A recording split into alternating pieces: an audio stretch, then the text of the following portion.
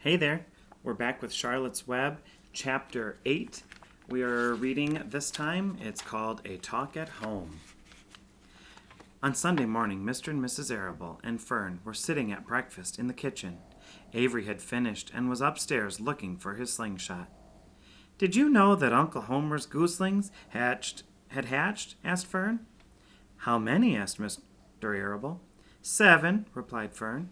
"There were 8 eggs, but one of them didn't hatch, and the goose told Templeton she didn't want it any more, so he took it away." "The goose did what?" asked Mrs. Arable, gazing at her daughter with a strange, worried look. "She told Templeton she didn't want the egg any more," repeated Fern. Who is Templeton?" asked Mrs. Arable.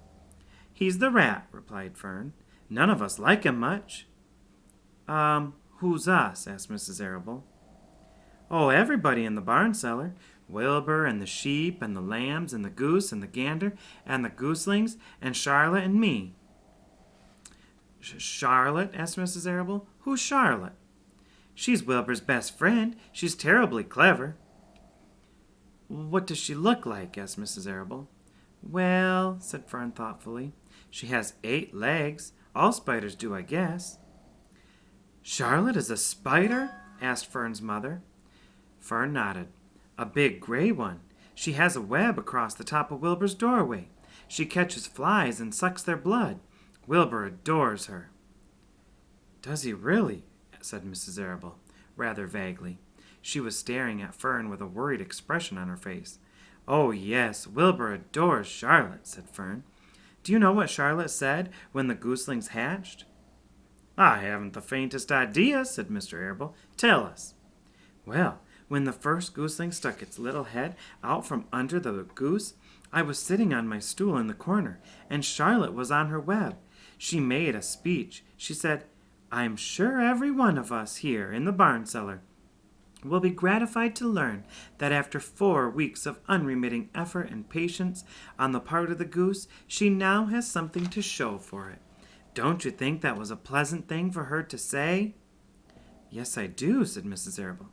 "And now, Fern, it's time to get ready for Sunday school, and tell Avery to get ready. This afternoon you can tell me more about what goes on in Uncle Homer's barn. Aren't you spending quite a lot of time there? You go there almost every afternoon, don't you?" "Oh, I like it there," replied Fern. She wiped her mouth and ran upstairs. After she had left the room, Mrs. Arable spoke in a low voice to her husband. "I worry about Fern," she said. "Did you hear the way she rambled on about the animals, pretending that they talked?" Mr. Arable chuckled. "Maybe they do talk," he said. "I've sometimes wondered. At any rate, don't worry about Fern. She's just got a lively imagination. Kids think they hear all sorts of things." "Just the same, I do worry about her," replied Mrs. Arable.